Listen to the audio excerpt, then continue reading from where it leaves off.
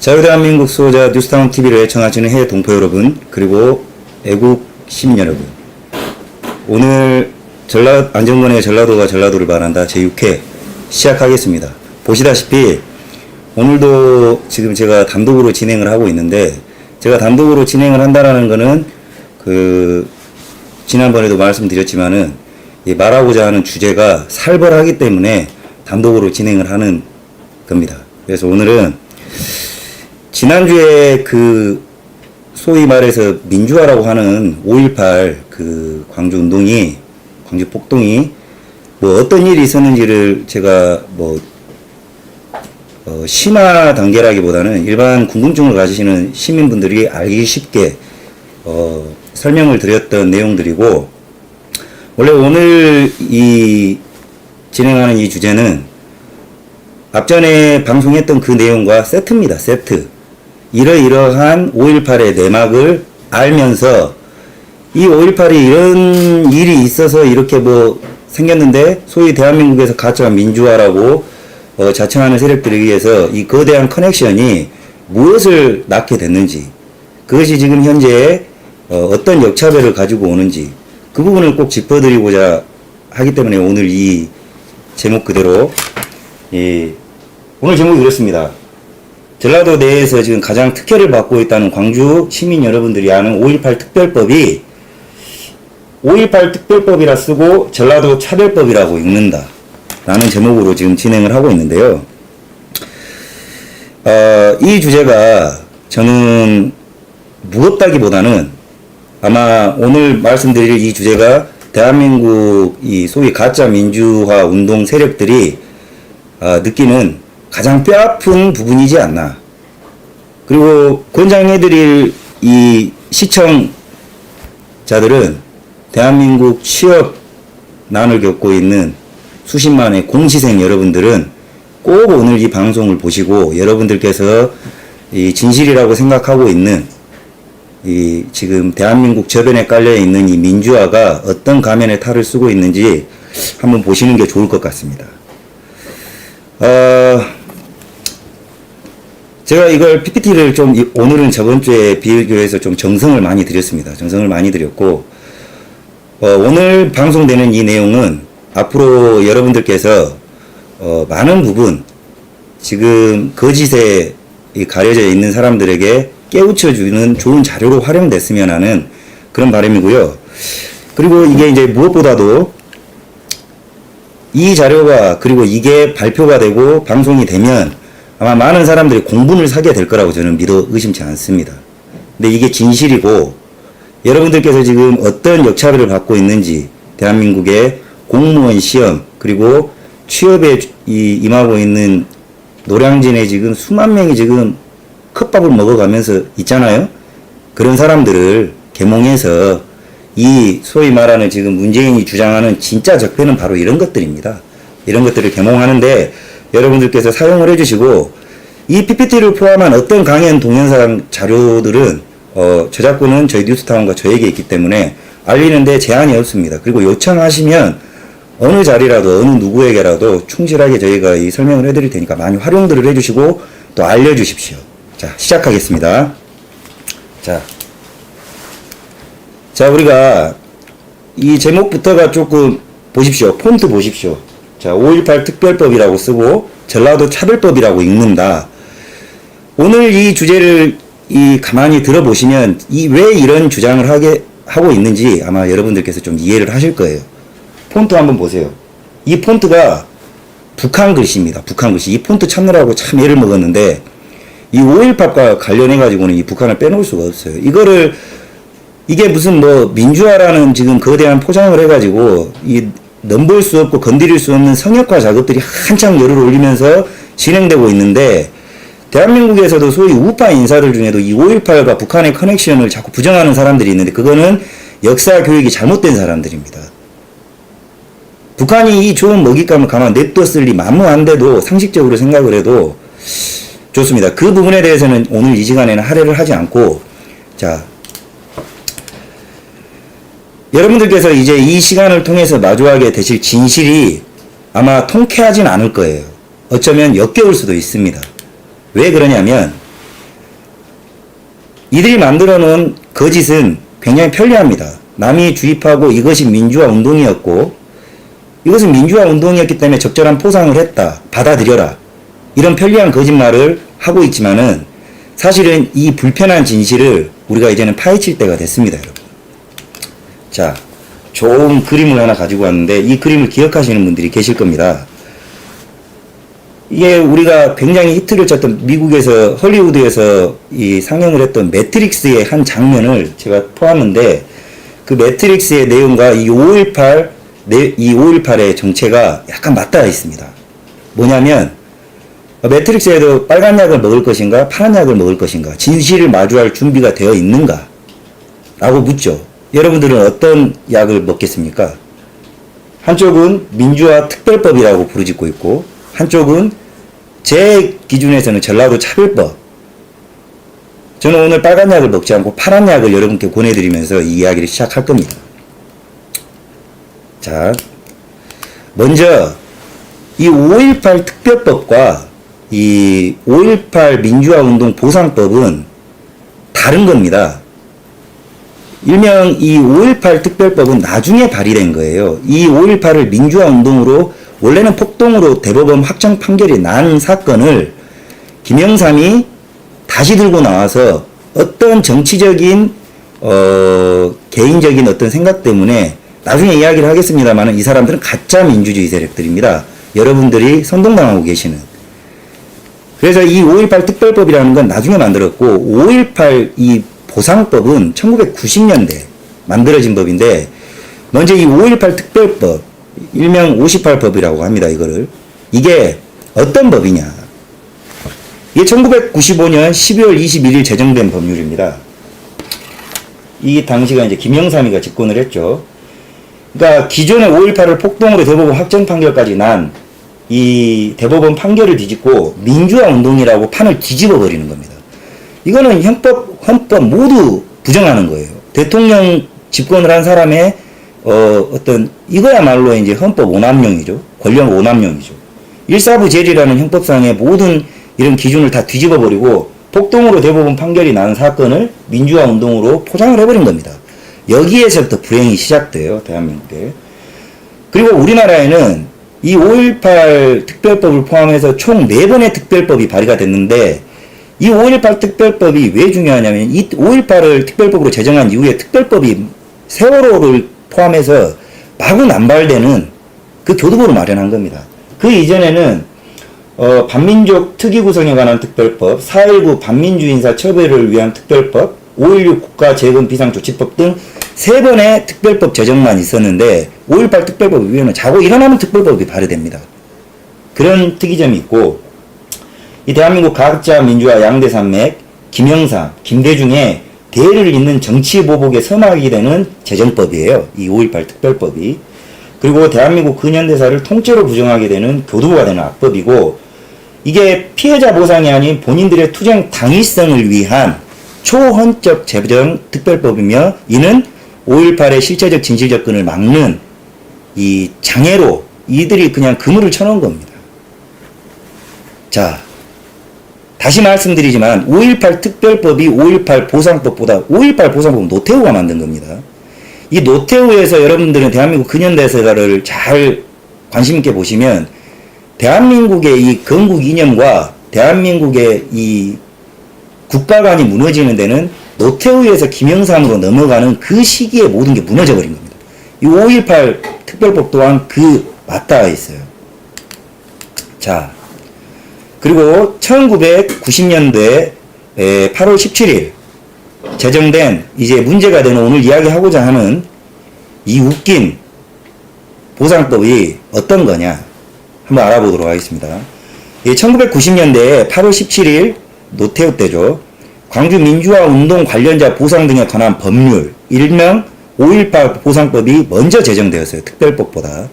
이것이 총 5번 개정됐는데 최심판은 2014년 12월 30일에 최종 개정이 이루어진 법안입니다. 내용인즉슨 이건 국가보훈처 홈페이지에 찾아보면 있어요. 이런 거죠. 일단 써져 있는 대로만 제가 말씀을 드리겠습니다. 대상 요건 5.18 민주화 운동 시 사망한 사람 행방불명자 그리고 5.18 운동으로 부상당한 자, 그 밖에 5.18 운동으로 희생한 자, 이렇게 규정을 해놨고, 이 사람들을 위해서 보상을 해주겠다는 법인데, 취지가 굉장히 좋습니다. 나쁘지 않아요. 5.18은 분명히 저희 현대사에 있어서 비극이에요. 어떤 식으로 됐든 비극이죠. 이제 그 피해자들에 대한 구제 방안을 마련하겠다라는 취지는 좋습니다. 자, 그렇지만은 이거는 내면을 들여다봐야 되는 게, 이 좋은 취지의 법이 어떻게 악용되고 있는지를 여러분들이 한번 보고, 여러분들 세대에 여러분들 인생을 어떻게 가로막고 있는지도 한번 봅시다. 자, 이 등록 대상 유가족 및 가족 요건이, 자, 제가 말하는 거는 제 주관이 아닙니다. 국가보훈처 홈페이지에 여러분들이 언제든지 찾아보실 수 있는 내용이에요. 자, 대상 요건은 아까 말씀드린 대로 그렇고, 이 구체적인 지원 내용이 큰 테두리 안에서 이렇게 구분이 됩니다. 첫 번째, 5.18을 민주유공자 증서, 민주화운동이라고 규정하고, 이 유공자 증서를 대통령 명의로 수여한다. 두 번째, 이 사망한 자들을 5.18은 6.25 사변과는 다르게, 이 5.18 이 유공자라는 사람들은 거의 대부분 혜택 받는 자들이 살아있는 자들이에요, 여러분들. 그러니까 앞으로 이 사람들 혜택을 받은 사람들이 대략 한 6,000명 됩니다. 이 사람들이 사망했을 때 예우를 어떻게 해주냐? 연구용 태극기 및 묘비 제작비를 지원해주고, 망월동, 광주 망월동에 있는 국립 5.18 묘지에 안장되는 경우에는 안 준다. 그리고 교육, 중고, 대학교 수업료는 완전 면제고 학습 보조비를 지급한다. 자, 이게 이제 보훈처에서 간략하게 고지한 내용이기 때문에 조금 더 디테일은 나중에 또 설명을 드리겠습니다. 자, 네 번째가 바로 오늘 여러분들이 잘 아셔야 되는 취업 지원에 관한 사항입니다.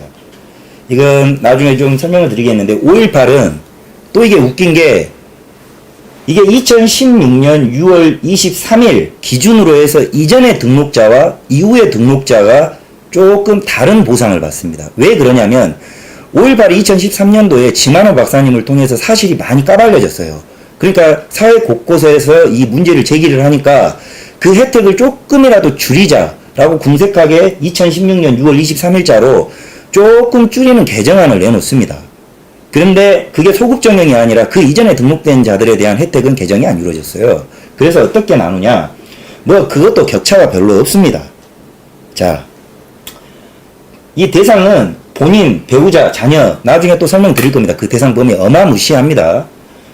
이 사망한 5.18 유공자의 배우자, 자녀 없고 뭐 이런 내용들 보훈처에 다 나와 있어요. 자, 오늘 가장 중요한 내용이 나옵니다. 바로 보훈 특별 고용 및 일반직 공무원 등 특별 채용. 잘 보세요. 보훈 특별 고용 및 일반직 공무원 등에 대해서 특별 채용, 자녀 3인에 하나. 2016년 6월 23일 이전에는, 그러니까 5.18과 관련된 유공자라고 인정받은 자들은 자녀 3명을 보훈 특별 고용을 하고 일반직 공무원에 특별 채용할 수 있게 3명을 보장해 주는 겁니다. 그리고 보훈 특별 고용은 자녀의 경우에는 만 35세까지 신청 가능한 거죠. 이게 조금 내려와요. 그 위에 취업 가산점, 바로 그 10%입니다. 10%를 만점에 10% 또는 5%, 보훈 특별 고용, 일반직 공무원, 기능직 공무원 등 특별 채용, 취업 수강료, 취업 교육 훈련. 즉 5.18이 관련 유공자라고 인정받으면 아무 데라도 이 국가기관이든지 공기업에는 특별 고용 명령에 의해서 국가가 취업을 보장해 주도록 하는 제도입니다. 기가 막히죠? 자, 그리고 다섯 번째가 의료 지원인데, 뭐 이 의료 지원도 5.18 케어라고 해가지고 내용을 들여다보면은 쉽게 이야기를 해서 가족 포함해서 5.18 유공자와 관련자들은 모든 혜택을 다 받아요. 의료 지원 서비스를. 뭐 보훈진료 시에는 본인 부담금 30% 감면 포함해서 본인은 60% 감면, 뭐 어마무시합니다. 이거는 국가보훈처 포함해서 나중에 제가 홈페이지를 설명드리겠습니다만은 간략하게 요약이 되어 있는 자료들이 많이 있습니다. 거기를 한번 보시는 게 좋을 것 같고. 자, 이 대부 지원. 이 대부 지원도 아주 중요한 맥락입니다. 이 대부 지원이 바로 5.18 유공자들이 웬만해서 망하지 않도록 국가가 보장하는 키워드 중에 하나인데, 이 대부라고 하면은 여러분들께서 쉽게 이해를 하시기 쉬운 게 사채, 은행, 저당, 뭐 대출 이런 걸 포함해서 대부라고 하죠. 즉 5.18 유공자라고 인정받은 사람들에 대해서는 주택 및 농토 구입, 사업, 생활, 안정 모든 부분에서 국가가 이 사람들의 이 은행권 그리고 대출, 대부를 통해서 지원한다는 내용입니다. 설명드리겠습니다. 그리고 국립묘지 안장, 이게 광주 망월동에 배우자를 포함해서 국가가 묘자리를 보장하는 거죠. 그리고 기타 지원에는 얼마나 디테일한지 몰라요. 하물며 고속도로 톨게이트 비용, 교통 비용, 그 뭐 경복궁 관람 비용, 뭐 혜택을 안 받는 게 없다 손 치더라도 그냥 이 5.18 유공자 법을 한마디로 말씀드리자면 당사자와 자녀, 이 연관자들은 웬만해선 대한민국 땅에서 망할 수가 없도록 2중, 3중 장치로 법으로 보장해주는 노블레스 법입니다. 대단한 법이에요.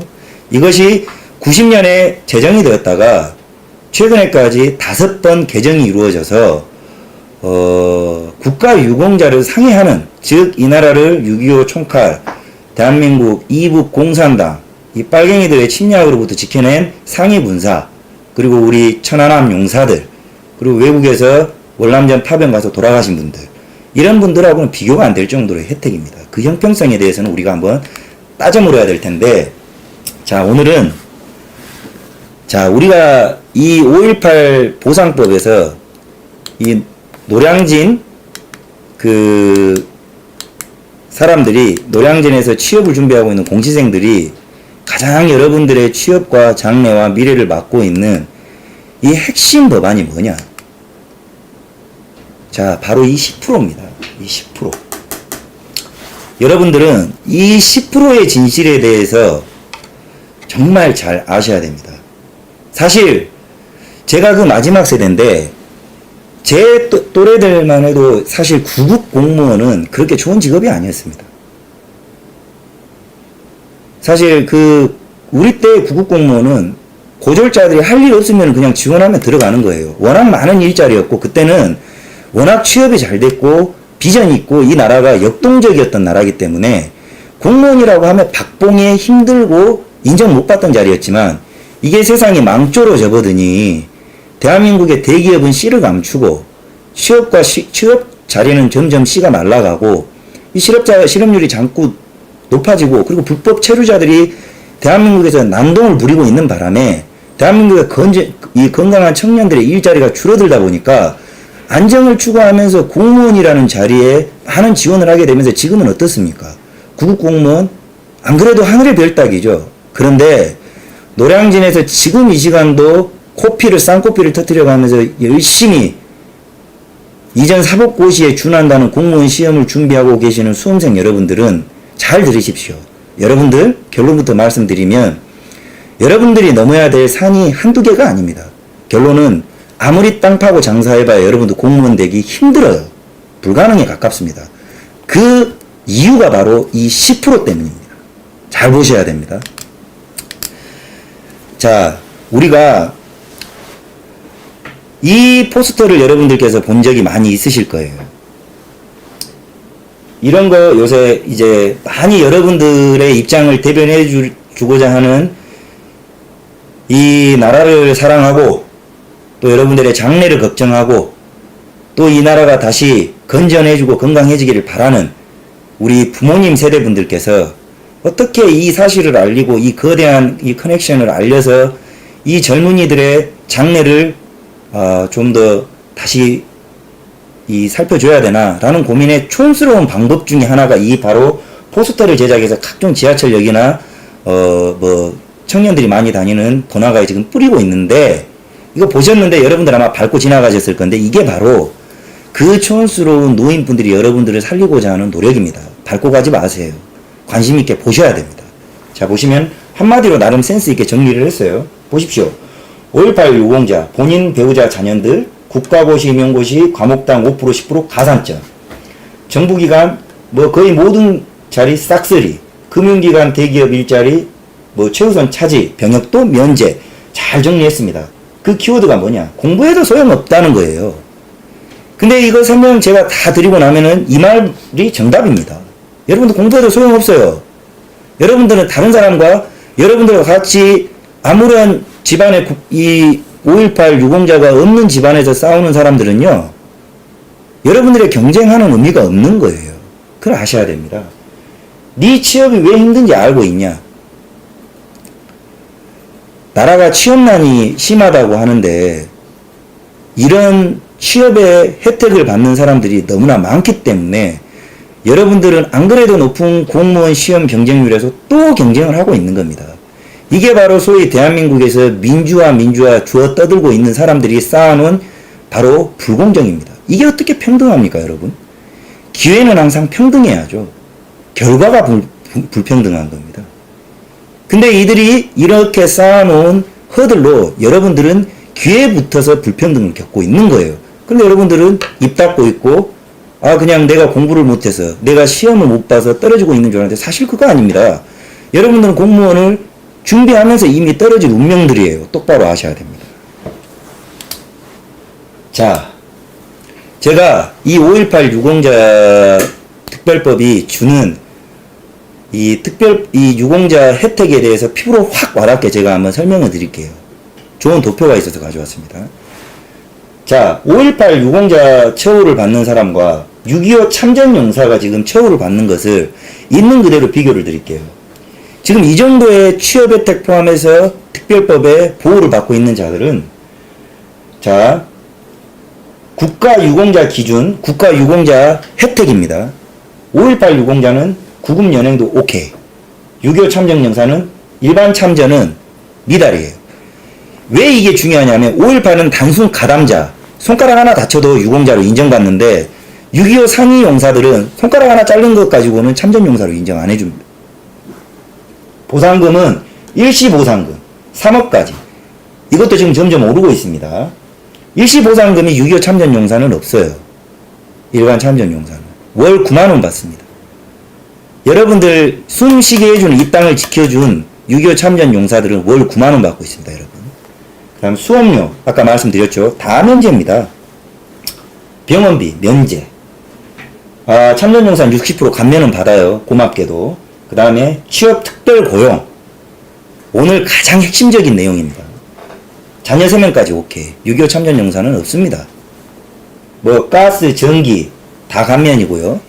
6.25 참전용사는 돈 벌어서 내야죠. 그러니까 저기 9만원 받으면 가스비하고 전기세 내면 끝입니다.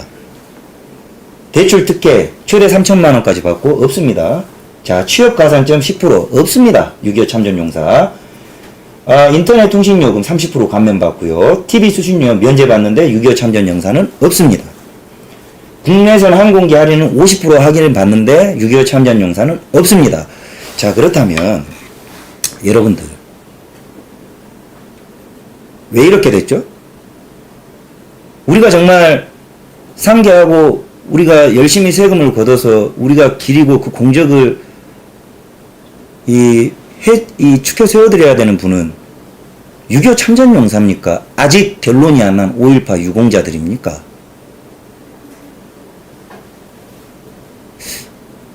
어떠세요? 이런 지금 아직 시작 단계인데 이런 진실이 유쾌하십니까? 한번 생각해 보시고, 자, 제가 이건 안 틀어졌군요.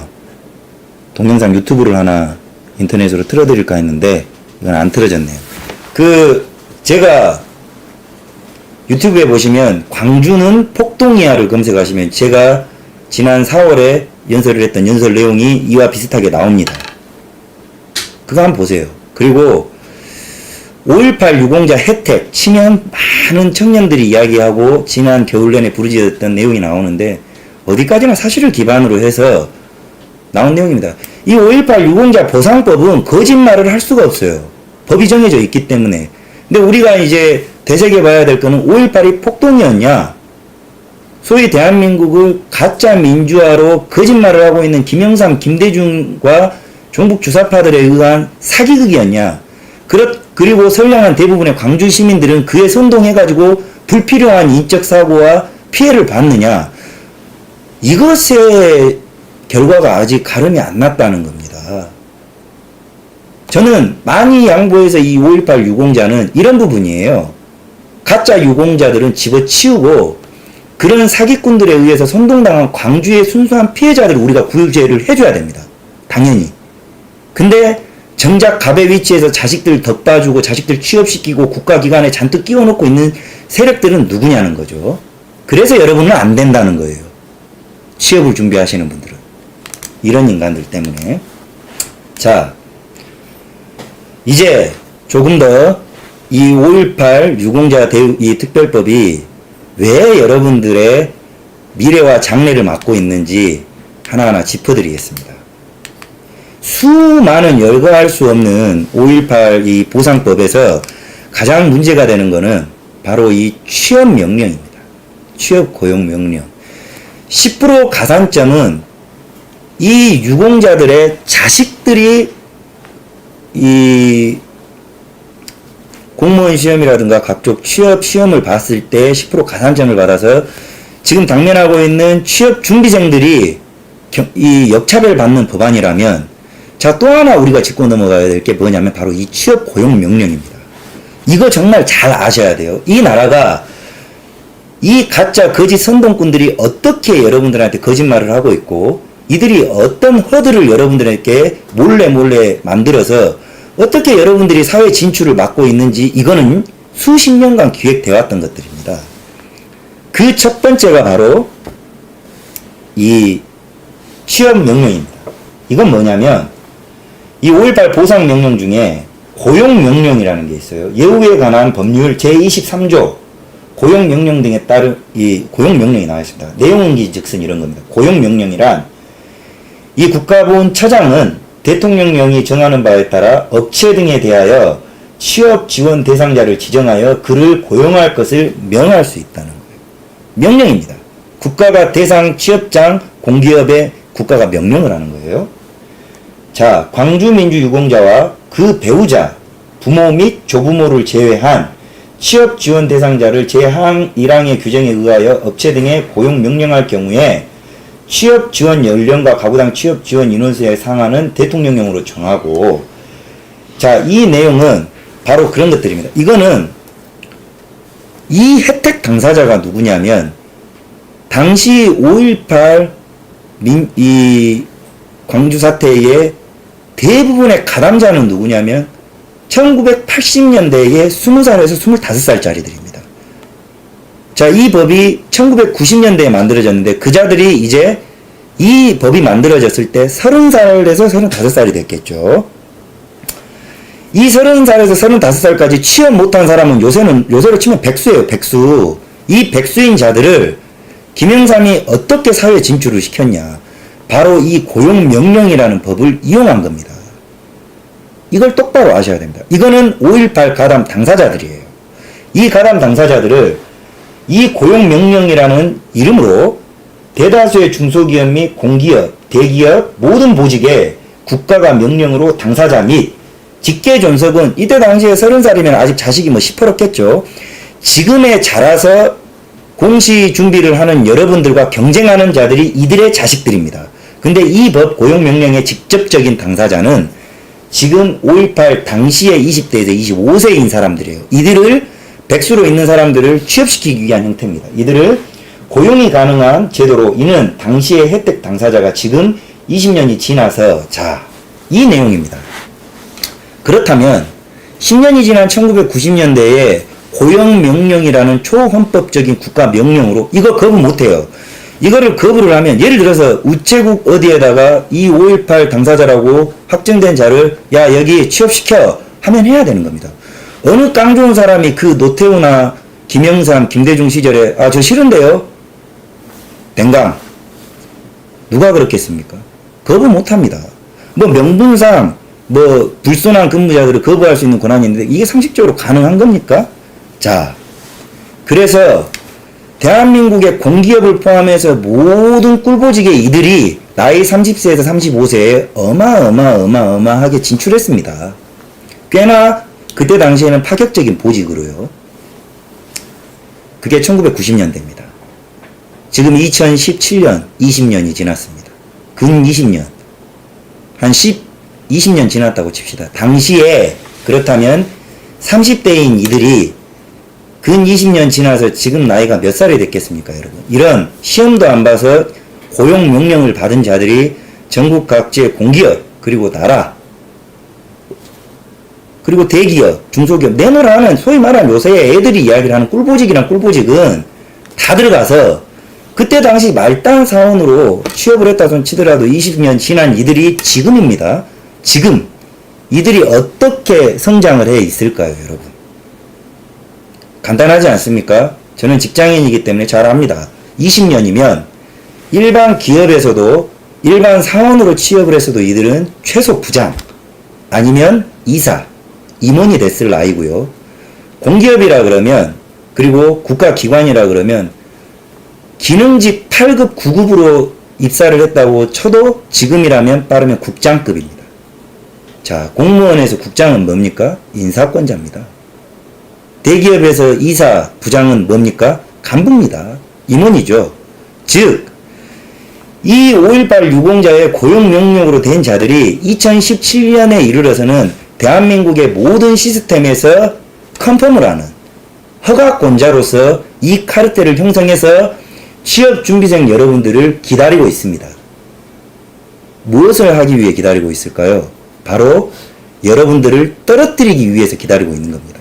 이들이 해야 될 일은 자기의 정치 색깔과 맞고 이들의 거짓 민주화 운동을 부정해줄 대체인들, 그리고 자기의 자식들과 자기의 동지들의 자식들을 색출해내는데 열을 올리지 않겠습니까? 왜냐?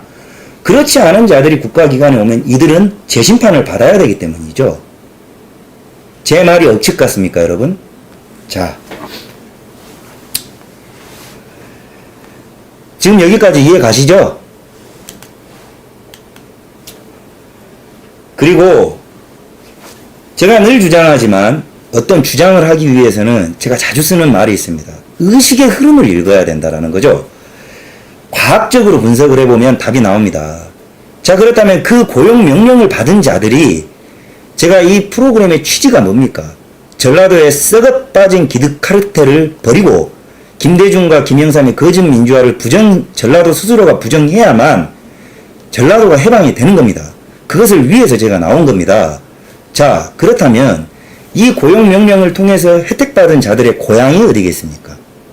여러분들, 바로 5.18은 어디에서 일어났고 그 유공자들의 고향이 높은 확률로 어디겠어요? 바로 광주 혹은 전라도입니다. 그래서 이 높은 비율로 현재 국가공무원, 대기업 공무원의 고위 임원, 고위직들의 전라도의 임원 비율과 간부 비율이 높은 이유는 바로 이 5.18의 고용 명령의 결과입니다. 이것 또한 억측이겠습니까? 과학입니다. 보십시오. 국내 공무원 조직에 높은 비율로 전라도 지역 간부가 많은 이유가 이 때문이고, 이게 바로 특정 지역, 전라도겠죠. 출신들의 진급 출세에 직접적 영향을 미칠 수 있는 부분이라는 거죠. 이게 선동입니까? 자, 그렇다면 여기까지 보면 전라도 욕하는 거죠.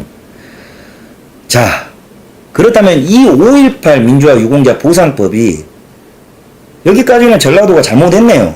광주가 잘못했어요. 그렇다면 왜 이걸 제가 오늘에 와서야 전라도의 역차별법이라고 부르짖냐는 거죠. 계몽은 이런 식으로 되어야 됩니다. 왜 그런가? 이 간단하게 이야기를 해서 이 5.18 유공자법은, 유공자 대우법은 이내에 덕지덕지 민주화 운동인이 5.18을 포장을 해서 이들을 보상을 해줘야 되니, 민주화 유공자로 높이 기려야 되니, 다 거짓말입니다. 다 거짓말이에요. 이 법안이 말을 하고 있는 다른 이면은 뭐냐? 소위 말해서 여러분들, 전라도 5.18 유공자 아닌 집 전라도 자식들은 공무원 꿈도 꾸지 말라는 겁니다. 제 말이 이해가 안 가십니까? 자, 5.18 유공자의 70%는, 현재 확인된 것만 5.18 유공자의 70%는 전라도인들이죠. 그건 당연한 거지 않겠어요? 대한민국 그 어떤 특별법 중에 특정 지역을 위한 특별법은 5.18 유공자법밖에 없습니다. 그러면 광주 민주화라고 그랬잖아요. 광주 민주화에서 어디 다른 지역에서 거기 비율이 높겠습니까? 전라도 광주가 비율이 높겠습니까? 당연히 이 법의 혜택자들은 전라도 비율이 많은데 5.18은 타 국가 유공자 대우와 달리 특정 지역 사건에 한정해서 그 혜택을 정한 관계로 당연히 광주가 많고 전라도가 많겠죠. 자, 이 혜택자들이 2017년 기준 6,000명을 넘습니다. 자, 이 숫자가 전라도의 전체 인구 남북도 합쳐서 420만 명보다 많습니까? 그러면 이 6,000명이, 인구는 그 정도 할진데 전라도에서 공무원이 응시되는 자들은 이미 뽑혀서 혜택 받는 자가 6,000명이에요. 근데 전라도에서 공무원을 준비하고 있는 다른 집안들이 이 숫자 안에 포함이 안 되면 무엇과 싸워야 되냐? 바로 아까 말씀드렸던 고용명령으로 끈끈한 카르텔을 형성하고 있는 그 고용명령 5.18 유공자 당사자들과 그 혜택을 받는 10% 가산점 수혜자들입니다. 그들과 싸워야 돼요. 이 압도적인 많은 숫자 비율로 그 사람들은 전라도 거주자고 본적자들이기 때문에 이들이 가장 쉬운 게 뭐겠어요? 전라도에서 공무원 시험 치면 이들과 상대적으로 싸워야 되는 전라도 응시생들은 100% 떨어지는 겁니다. 즉 대한민국 전라도에서는 5.18 유공자 명물 안 묻으면 공무원을 아예 할 수 없는 구조예요. 그 어느 지역보다 세다는 겁니다. 그렇다면 5.18 운동 일어난지도 모르고 그 시골 같은 데서는 이게 무슨 일이 일어난지도 모르는 사람은 공무원도 시험도 치지 말라는 거잖아요. 이것이 하나로 전라도 내부에 있는 역차별인 겁니다. 이거는 그래서 이러한 구조이기 때문에 전라도에서 역차별로 평등권을 주장하고 나와야 되는 거예요. 전라도에 거주하시는 대다수의 대한민국을 사랑하시는 사람들, 물론 전라도의 기질이 대한민국에 지금 많은 문제를 일으키고 있지만 전라도 사람들 질투심 어마어마하게 많지 않습니까? 근데 왜 이거는 왜 매냐하고 있냐는 거죠. 민주화라고 해서 그 민주화가 가짜면 어떡할 겁니까? 남들이 민주화라고 하니까 나도 민주화 아니라고 하면은 촌스러워 보일까봐? 지성인이 아닐까 봐서? 그래서 외면하고 계시는 겁니까? 그것만큼 촌스러운 거 어디 있습니까? 여러분들의 자식이 앞날을 이런 허들 때문에 장애를 받고 있는 겁니다, 여러분. 자, 어떠세요? 지금 뭐 쏜살처럼 말씀을 드렸지만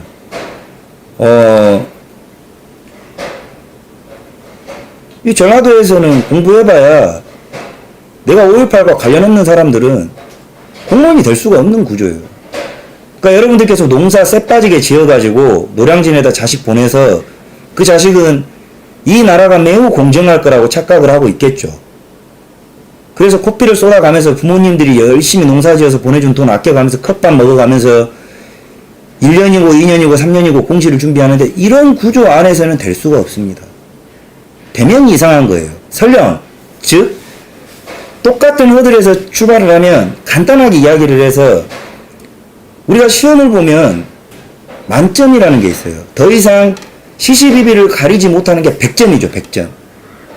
전라도에 계시는 여러분 자식들이 진짜 올 100점 공무원 시험을 맞았다고 쳐요. 필기 100점 맞아버린 겁니다.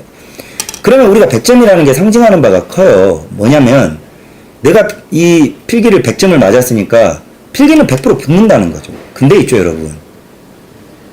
100점 맞아도 떨어진다니까요. 뭐냐면 이 10% 가산점 맞은 자가 91점을 맞으면 101점이 되는 거예요. 110점짜리들이 있는 겁니다.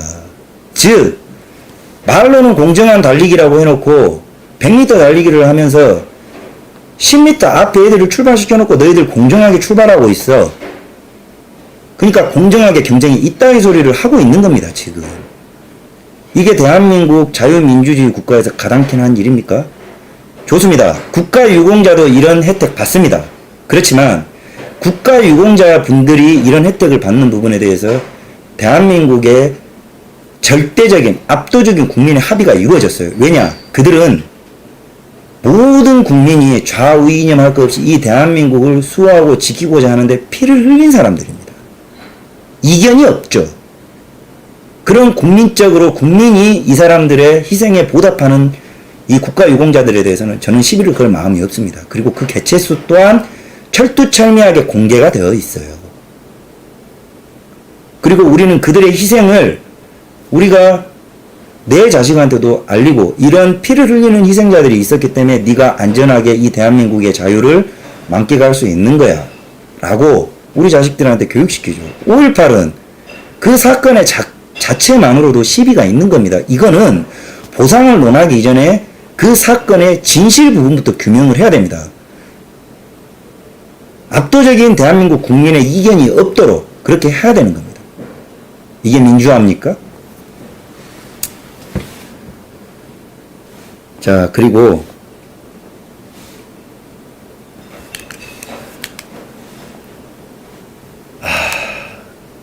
잠깐 마주한 이 5.18 특별법의 진실 어떻습니까? 유쾌하십니까?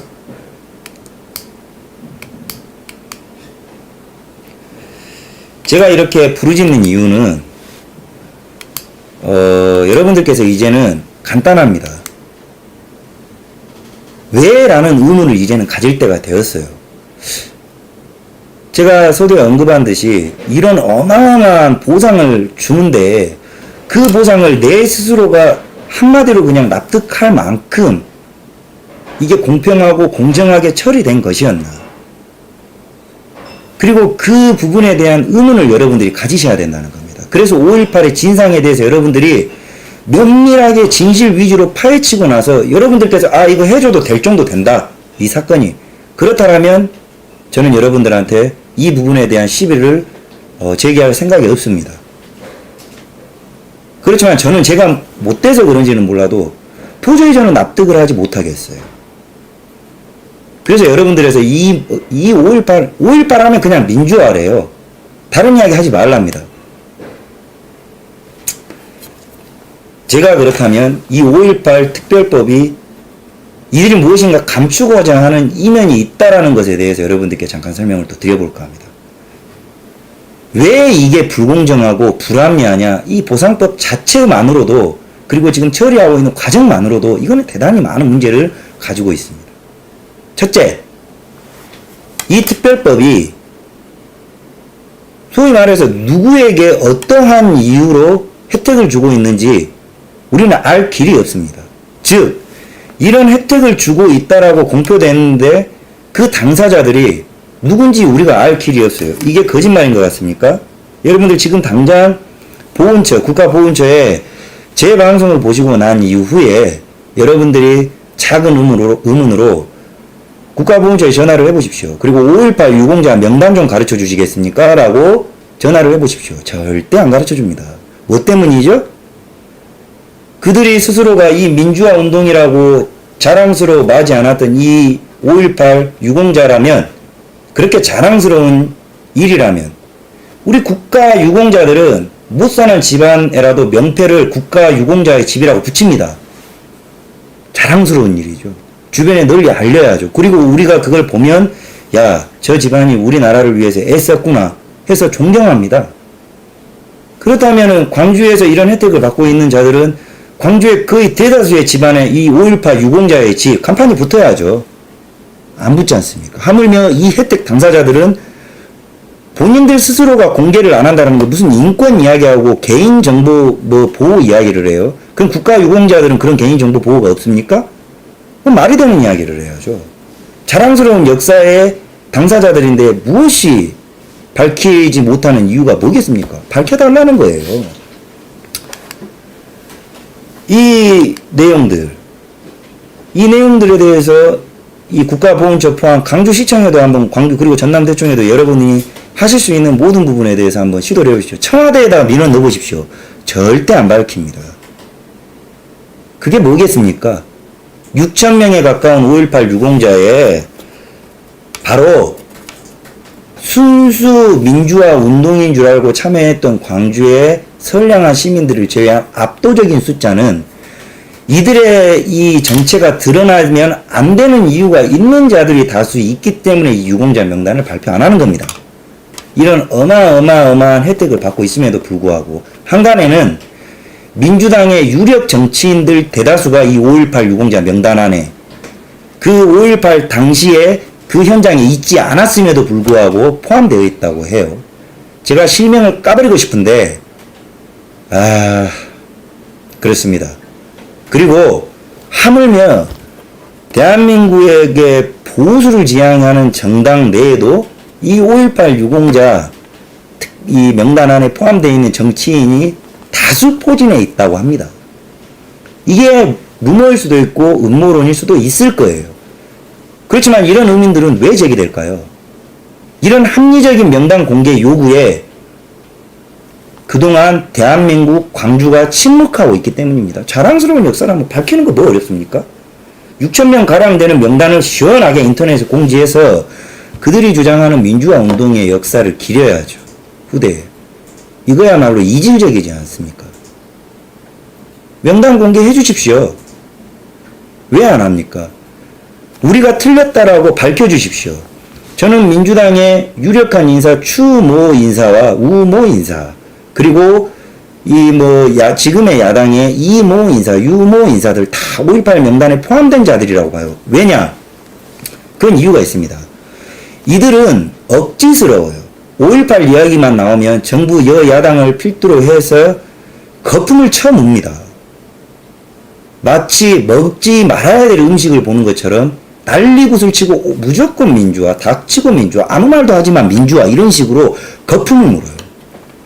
그래서 의심을 하는 겁니다. 관련자로 돼 있나? 유공자 혜택을 받나? 그들은 대답 안 해요. 이거를 누가 밝혀야 되냐? 국가보훈처장이 밝혀야 되는 겁니다. 국민의 알 권리를 충족시켜 줘야 되는 겁니다. 그리고 또 둘째가 아이러니하게도 이 5.18 유공자의 당사자 숫자가 해마다 늘어납니다. 2013년도에도 늘어났고 2014년도에도 늘어났고 2015년도에도 늘어나고 2016년에도 늘어나죠. 하물며 올해 2017년도에도 늘어나고 있습니다. 이게 뭡니까?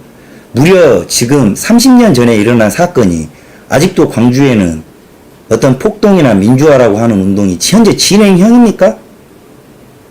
아니, 어떻게 30년 동안 이게 늘어날 수가 있죠? 전수조사 다 끝난 지가 수차례에 걸쳐서 끝났어요. 몇 년에 걸쳐서 당사자 공지를 했고 접수를 받았는데 어떻게 그 끝난 법안이 아직도 유공자가 늘어나죠? 지금 현재 확정된 유공자 숫자는 4,300명입니다.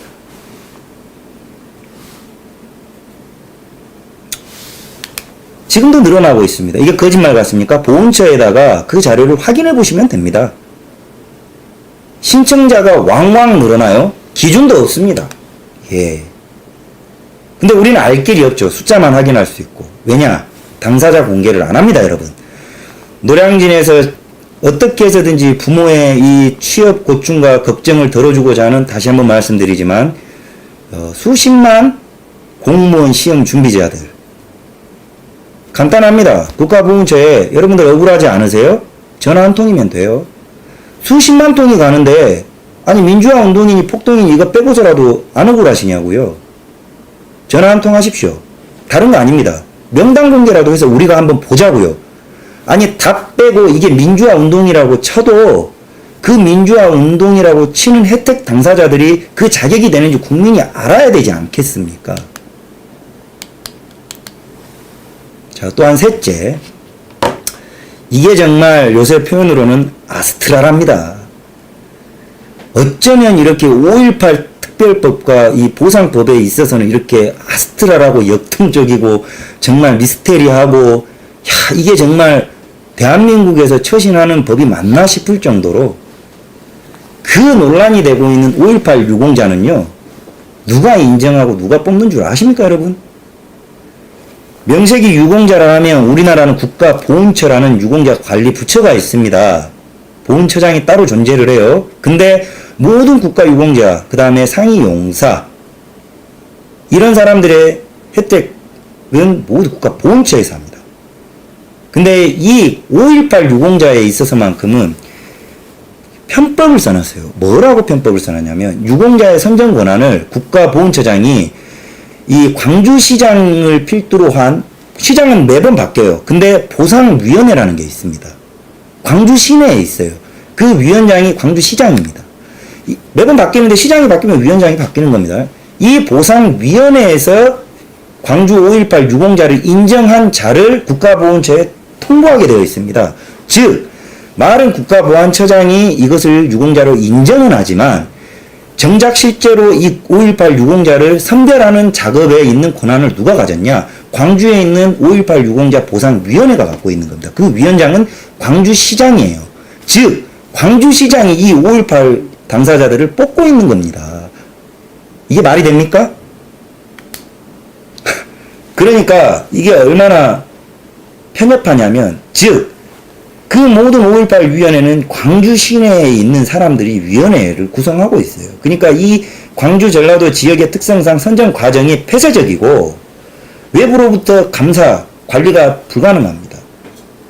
그러니까 이 소위 말하는 선정 과정에 있는 객관성을 담보할 수가 없는 겁니다. 이러한 우리나라만 국가의 유공자라든가 국가를 위해 희생한 소위 보훈의 이 보상을 전 세계 하물며 공산주의 소련, 구소련도 이런 거는 후대를 애국심을 고취시키기 위해 반드시 필요한 작업이기 때문에 왕왕 있습니다. 다 있어요. 미국의 같은 경우는 확실하죠. 근데 이런 중차대한 특별법으로 이루어지는 보상법의 선정 주체가 지역 지자체에 있는 법은 이 5.18 특별법과 5.18 보상유공자법이 유일무이합니다. 전 세계적으로 유일무이합니다. 이런 것도 월드 클래스라고 할 겁니까? 그래서 이것도 바로 없애야 됩니다. 없애고 국가보훈처에서 일괄 관할하고 그거는 공지해야 되는 겁니다. 정보 공개를 해야 되는 거예요. 국가보훈처는 직무유기하고 있는 겁니다. 선례를 신청자가 있으면 1차 선별을 위원회에서 구성을 해서 해가지고 정말 어떤 사례라든가 유공자로 선정된 사례가 있다면 국민에게 알려야죠. 국민은 알면서 박수를 쳐줘야죠. 그렇지 않겠습니까? 민주화라면 그렇습니다. 저는 민주화란 단어도 믿지 않습니다만. 자, 아까 말씀드렸던 네 번째가 바로 이런 것들입니다.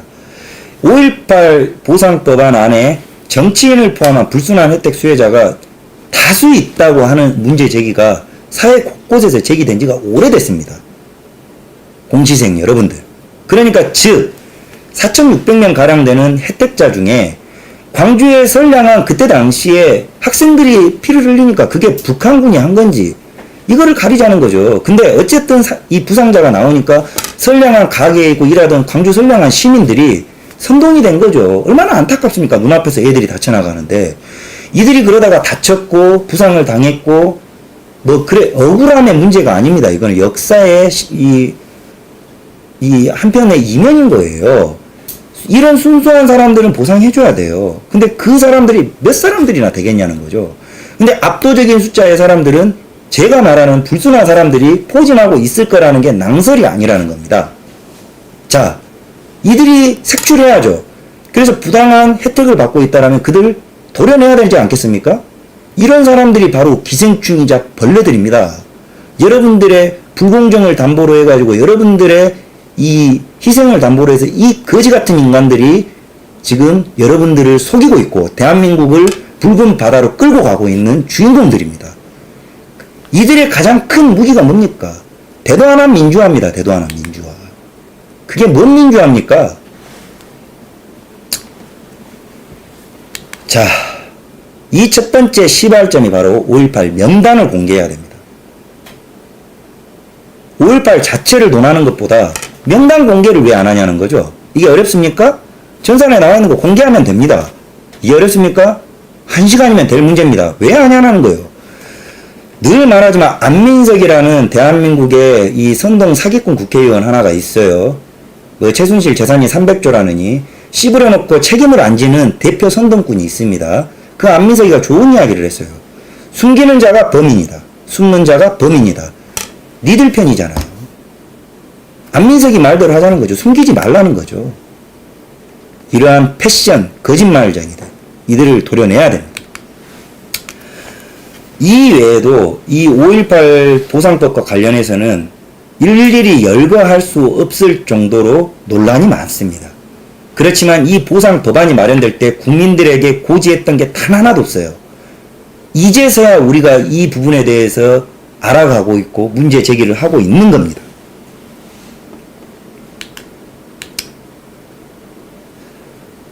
자, 우리가 이 말씀드렸듯이 왜지? 뭐 때문에? 여러분들 5.18 얼마나 아세요? 얼마나 압니까? 저는 그렇게 생각합니다. 남들이 민주화라고 하니까 마치 군인들이, 마약 먹은 군인들이 그 조용한 도시를 쑥대밭으로 만들고 예전에 히틀러가 유대인들 학살이나 했다는 듯이 그런 학살의 광기의 장이라고 생각하고 계신 거 아닙니까? 여러분들 5.18 얼마나 아세요? 그때 당시에 계엄군은 여러분들의 형제이자 자식들이었습니다. 만약에 이 5.18이 이상하지 않습니까? 모양새 자체가 이상합니다. 여러분들이 5.18에 대한 궁금증을 가져야 됩니다. 그래야만이 여러분들이 이 5.18의 진실에 정말 접근을 하다 보면 억울해지실 겁니다. 그리고 역겨워지실 것이고, 소위 말해서 이 대한민국에 어떤 이들에 의해서 이 대한민국의 국기가 문란되어 있고 국가 혼이 무너졌는지를 여러분들이 아시게 돼요. 미리 경고드리지만 그 진실에 접근하는 과정이 결코 유쾌하지 않을 겁니다. 역겹고 더럽습니다. 그렇지만은 이제는 패션 지성인의 감투를 내려놓고 진짜 참 지성인이 뭔 줄을 여러분들이 한번, 이런 비정상에 대한 저항을 하는 것이 지성인의 사명이자 나라를 사랑하는 사람들의 첫걸음이고 기본 자세입니다. 여러분.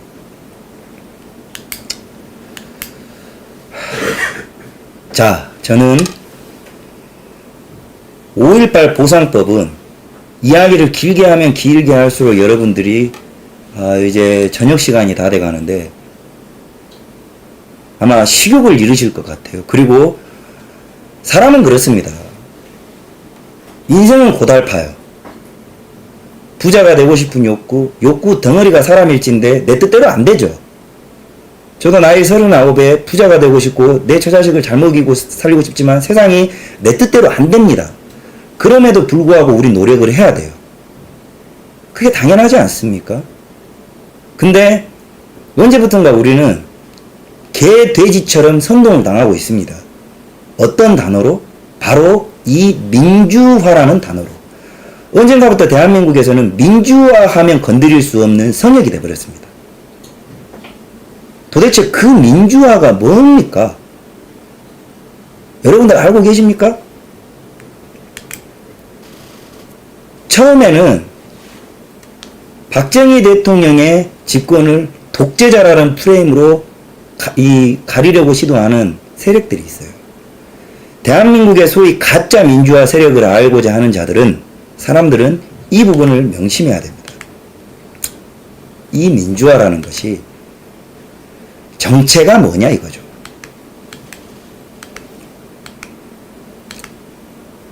대한민국의 민주화의 바람이 분 건 늘 있어 왔습니다. 우리가 일제 치하에 있었을 때도 독립운동을 민주화와 엮곤했어요. 이 민주화, 저는 그렇게 생각합니다. 대중이 말하는 민주화와 이 민주화라는 단어는 가변적인 거예요. 어떤 상황에 있어서 민주화라고 부르짖었냐? 즉 60년대에 말하는 민주화와 2017년도에 말하는 민주화는 같은 의미일 수가 없습니다. 여러분. 이것들을 착각하지만 이 가짜 민주화 세력들은 민주화를 유토피아적으로 정의합니다. 민주화가 되면 마치 천국이 지상 낙원이 열릴 것처럼, 그리고 저처럼 살기 팍팍한 청년들에게 젖과 꿀이 흐르는 유일한 탈출구일 것처럼 여러분들과 대중을 선동합니다. 그리고 그 안에 민주화는 늘 국가와 정부를 부정하는 것에서부터 출발을 했죠. 그 대표적인 키워드가 사람 중심의 민주화입니다. 왜냐? 이 민주화 하나만 이루어내면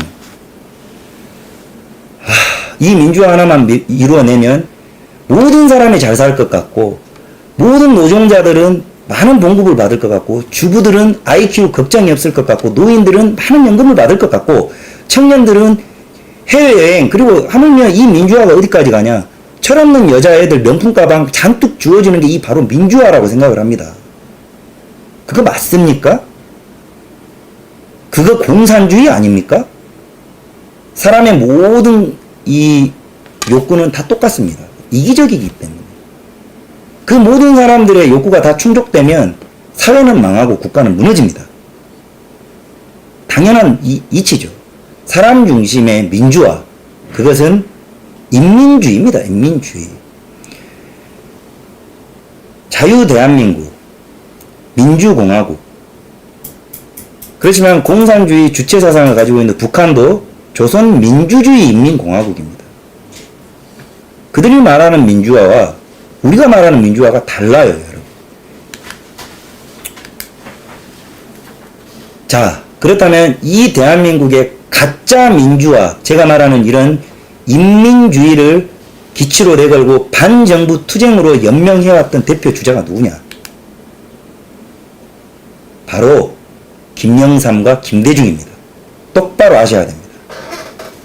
노태우는 이 가짜 민주화를 자처하는 세력들에게 국기를 문란을 시킬 수 있는 기회를 제공한 대역죄인이에요.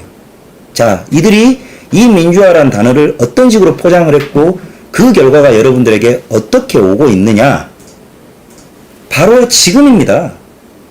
거짓이 판을 치고 언론은 입을 쳐막고 있고 북한을 찬양하는 주사파가 청와대 비서실장으로 들어가 있고 공산주의의 의심을 받고 있는 자가 대한민국의 대통령이라는 감투를 쓰고 있습니다. 군대는 북괴군이 우리 영토에 총질을 해도 침묵하고 있습니다. 이게 민주화입니까? 이들이 지난 30년 동안 끌고 왔던 가짜 민주주의는 바로 이런 것들, 이런 결과를 낳았던 겁니다. 저는 단언할 수 있습니다. 대한민국에 있어서 혹자는 그럽디다. 김영삼은 저평가된 보수 우파의 리더다. 장난치십니까? 대한민국을 끊임없는 이념 이데올로기 갈등과 그리고 청년의 게으름 그리고 국가원을 무너뜨리는 이 가짜 민중주의 민주화 그리고 주사파 이들을 양지로 끌어내고 국가 요직에 끌어들인 인물은 대한민국의 김영삼과 김대중입니다. 전라도에 있는 여러분들은 가련한 이 김대중의 사상 공작에 의해서 갇혀있는 노예들입니다. 그걸 스스로 아셔야 돼요. 여러분들, 김대중이 전라도에 무엇을 해줬습니까? 여러분들이 지난 40여 년 동안 김대중이라는 이름 하에 그가 이야기하는 민주화라는 허상에 여러분들은 99%의 지지를 보내셨습니다. 김일성보다 더한 충성심을 보여주셨어요. 그래서 이 나라가 이지영이 됐고 아직까지 지역 갈등은 해소 안 됐고 전라도는 타 지역으로부터 지탄을 받고 혐오감을 떠나서 여러분들의 자식들은 이제 사회생활을 못할 지경에 와 있습니다.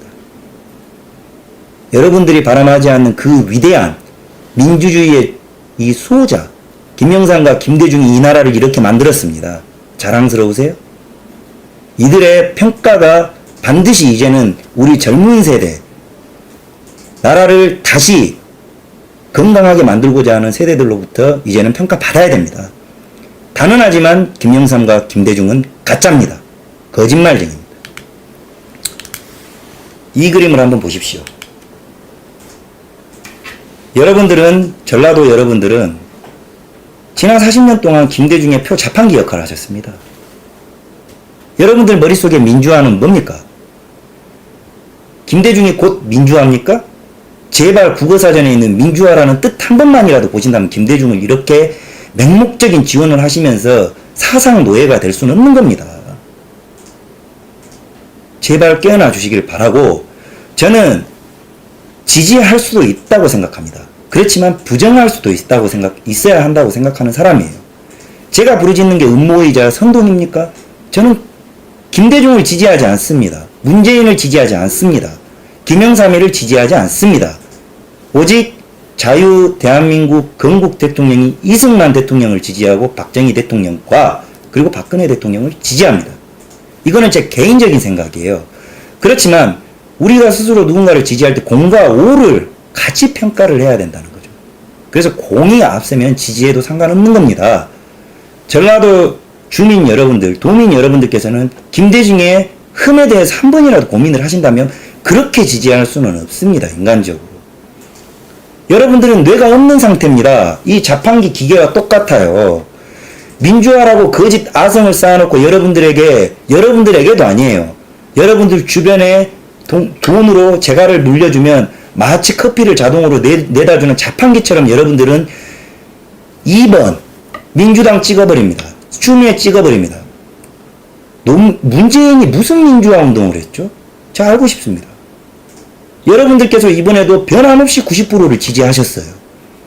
문재인이 어떤 민주화 운동을 했습니까? 임종석이는 무엇을 했습니까? 전라도 여러분께 제발 여러분들은 이 가짜 민주화 거짓 선동꾼들에 의해서 지난 반 100년 동안 선동당하고 계신 겁니다. 저를 때려 죽이셔도 상관없습니다. 1000명 중에 10명만이라도 이 문제 제기, 이것이 바로 건전한 문제 제기입니다. 여러분들께 작은 촉매라도 됐다라면 전 만족합니다.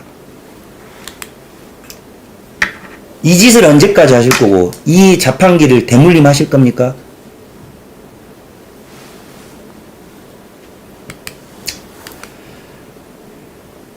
자, 그래서 이 가짜 민주화를 구별하기 위해서는 그렇다면 진정한 민주주의라는 무언가 기준이 있어야 되겠죠, 여러분. 결론부터 말씀드리면 저는 이쪽에 저명한 학자가 아닙니다. 그리고 전 기자가 아니에요. 전 기술자입니다. 일반적인 상식에 비추어 봤을 때 저는 제가 말하는 것이 진정한 답은 아닐 거라고 생각합니다. 그렇지만 확실한 건 역사는 후대가 평가를 하는 겁니다. 저는 김영삼과 김대중의 후대입니다. 제 기준에서 대한민국의 전 미친놈 아니잖아요. 대한민국의 젊은이 중에 이런 부조리가, 이 부당함이 저는 바로 적폐라고 생각하고 가짜 민주주의라고 생각합니다. 제가 생각하는 상식적인 민주주의는 그렇습니다. 사회를 구성하는 모든 구성원들은 사회라는 공동체, 그게 국가겠죠. 이 국가가 발전하면서 힘이 있어야 나보다 못난 약자들도 배려하고 내가 좀 더 노력을 해서 이들을 끌어주는 데 있어서 공동체를 가지는 의의가 있는 겁니다. 아니면 혼자 살아야 돼요. 저는 민주주의라는 것은 희생을 바탕으로 한다고 생각합니다. 그게 바로 기회의 평등입니다. 기회는 늘 평등해야 돼요. 만약에 이 기회의 평등을 벗어나는 어떠한 예외적인 법안이 있다 그러면 우리 모두의 국민이겠죠. 국민의 공감을 반드시 받아야 된다고 생각합니다. 작은 이견이라도 있다면 절대 만들어지면 안 돼요. 그 대표적인 예가 5.18 특별법 그리고 세월호 특별법입니다. 조만간에 세월호 특별법에 대해서도 제 전문 구역이기 때문에 신랄하게 제가 까버릴 겁니다. 가짜는 오래가지 못해요. 그래서 이 기회의 평등, 그리고 우리가 희생을 감수하면서 모두가 잘 되고 강력한 국가를 건설해서 우리 후손들이 잘 사는 나라를 만들겠다는 게 이게 건전한 국가혼 아닙니까? 정말 유능한 국가 지도자는 자기 개인의 보복심에 미쳐가지고 이 나라를 혼란에 빠뜨리는 자가 국가 지도자가 아닙니다. 그 사람은 동네 이장 그릇도 안 되는 거예요. 우리는 필요한 지도자가 이 시대에 누굽니까? 4차 산업혁명이 일어나고 내일 모레면 어떤 첨단적인 일이 일어날지 모르는데 이 국가 지도자가 나라의 이 국민들에게 비전을 선포하고 비전을 제시해주면서 우리가 열심히 살아서 열심히 나라를 발전시켜서 우리 자식들이 잘 사는 세상을 만들어주게 으쌰으쌰 하자. 그게 건전한 국가 지도자 아닙니까? 과연 지금 국가 지도자들, 청와대를 아우르고 있는 지도자들이 그런 지도자입니까?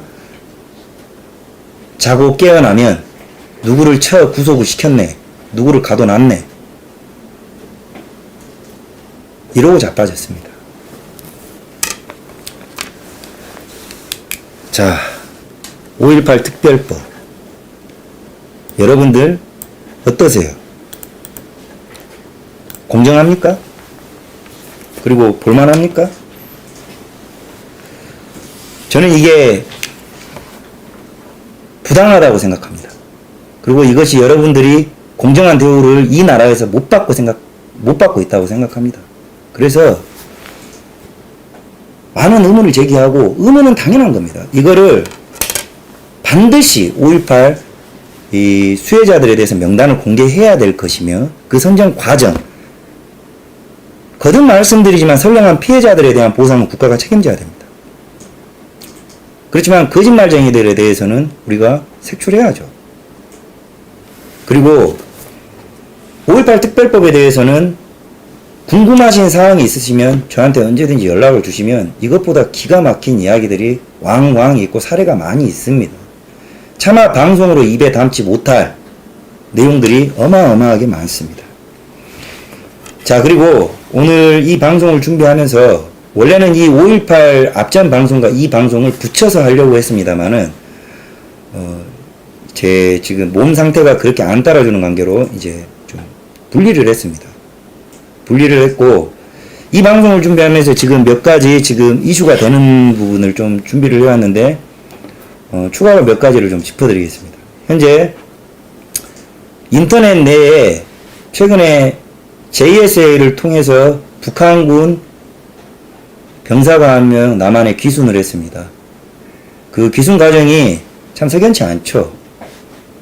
그리고 이 JSA 탈북 군인을 두고 저는 이 사건이 국민 여러분들께서 관심을 가지고 봐야 되는 게, 그냥 방관자의 입장으로 한번 관심을 가지고 보시면 소위 말하는 대한민국의 가짜 민주화 주사파들이 어떤 식으로 여러분들을 개돼지 선동하고 있는지 잘 보입니다.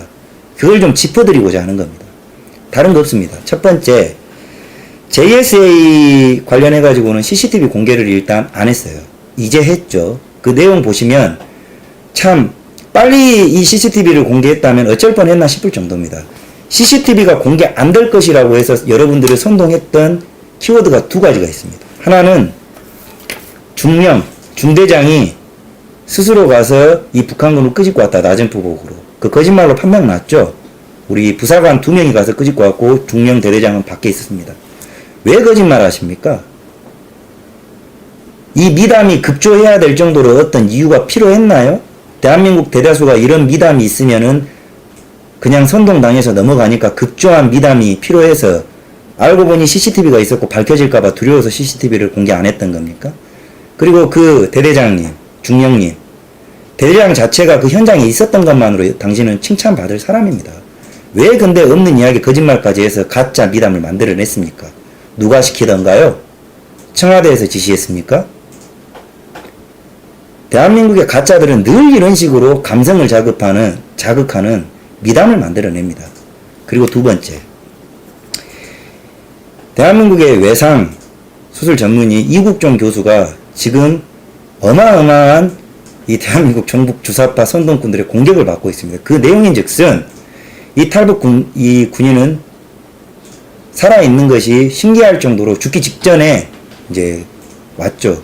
그래서 이국종 교수가 정말 신의 영역인 의술을 펼쳐가지고 이 사람을 살려냈는데, 그 살리는 와중에 이제 브리핑을 하면서 이 외상 이외에 안에 27cm짜리 기생충이 한 바가지가 쏟아졌고 소장 내에 인분이 검출됐다라는 있는 사실을 말을 했더니, 이게 도대체 왜 불편합니까? 왜요? 지금 정의당의 김종대라는 국회의원입니다. 이거 표로 뽑힌 인간 아니에요. 비례대표입니다. 비례대표. 이 인간이 길길이 날뛰고 이국종 교수를 비난합니다. 그 내용인즉슨 그래요. 그 27cm 기생충과 인분 나온 거를 왜 공개했냐? 북한 군인의 인권을 2번 죽이는 행위다 그랬어요. 아니 선생님, 고명하신 국회의원 김종대 선생님, 그렇게 인권 사랑하시는 분이 배 안에서 기생충이 한 바가지가 쏟아지는데 그게 엘리트 집단 북한 군인의 실태입니다. 그러면 그 이외의 북한 주민들의 인권 실태는 어떠할진지 짐작 안 갑니까? 그거는 왜 입 닫고 있으세요? 당신이 그래서 그렇게 생각하는 인권을 사랑하는 국회의원이시라고 지금 나서서 의사가 나와가지고 죽은 사람을 살려놓은 거를 그렇게 디스하십니까? 그 시간에 인권을 말하려거든 북한 주민인권, 김정은한테 핍박받아서 해충약, 5천원짜리 해충약 하나 못 먹는 북한 주민들의 인권을 규탄하세요. 그리고 이와 관련해서 이 배에서 기생충이 쏟아지니까 미국에 있는 신은미라는 미친년이 있습니다. 이 주사파 대표 주자 황산 테러까지 받은 이 신은미가 뭐라 그랬냐. 이게 바로 대한민국 종북 주사파의 실체이기 때문에 제가 들고 온 겁니다. 북한 주민들의 신형 다이어트 비법이랍니다. 살 빼기 위해서 배에다 기생충 키우는 게 북한에서 유행하는 다이어트 비법이라고 페이스북에 쳐 올리고 앉아 있습니다.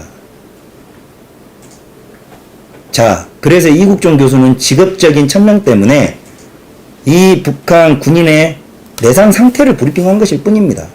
자, 뭐가 불편한가요? 대한민국 종북 주사파. 자, 임종석 비서실장. 대놓고 한번 물어봅시다. 당신 뭐가 그렇게 불편하셔서 CCTV 그렇게 감췄고 급조한 미담으로 국민 여론을 환기시키고 대한민국의 오유를 필두로 하는 대남 공작 사이버 전단들이 이국종 교수를 공격하는 이면에는 여러분들은 뭐가 그렇게 불편합니까? 우리는 다 압니다. 그리고 또다시 알게 됐습니다. 뭐냐? 북한은 정말 개돼지만한 못한 취급을 받는 주민들이 있구나. 이게 북한의 참상입니다. 이게 알려지는 게 그렇게 두려웠습니까? 대한민국 국민들이 알면 안 되는 이유라도 있는 겁니까? 참 불편합니다. 자, 그리고 저희 손상윤 회장님과 뉴스타운이 집중적으로 파헤치고 있는 흥진호 사건. 선장이 국정조사에 자유한국당 노력하고 있는 거 압니다. 그리고 대한애국당에서도 지금 이 부분에 대한 특조위를 구성해가지고 대처를 본격적으로 한다라고 제가 연락을 받았고 응원합니다. 보수 정당은 다 응원합니다, 여러분. 근데 지난 국정조사 내 그 국감에서 이 흥진호 선장이 나와서 인터뷰를 하는데 흥진호 선장 포항 사람 맞습니까? 당신 안 억울하십니까? 이 정부가 지금 모든 사안의 잘못을 흥진호 선장 당신에게 전가하고 있는 거 안 억울하세요? 우리 선장님 또한 대한민국의 법으로 보호받아야 될 당사자입니다. 이러한 사안에 대해서 월북이 아닌 납북이 된 건 국가의 책임입니다. 국방의 책임입니다. 그리고 이러한 사례에 대해서는 모두 감추고 개는 감추듯이 감춰놓고 우리 선원들을 좋은 융숭한 대접을 해줬기 때문에 북한은 매우 좋은 나라라고 선전하기에 열어올리고 있는 언론 진짜 미친 거 아닙니까? 정신 안 차릴 겁니까? 당신들 이런 식으로 가면 5년 안에 당신들 뱃속에 27cm짜리 기생충 한 바가지가 쏟아져 나온다고 어떻게 보장 안 합니까? 이런 나라가 되고 싶어서 지금 침묵들 하고 있는 겁니까? 개돼지는 양반입니다.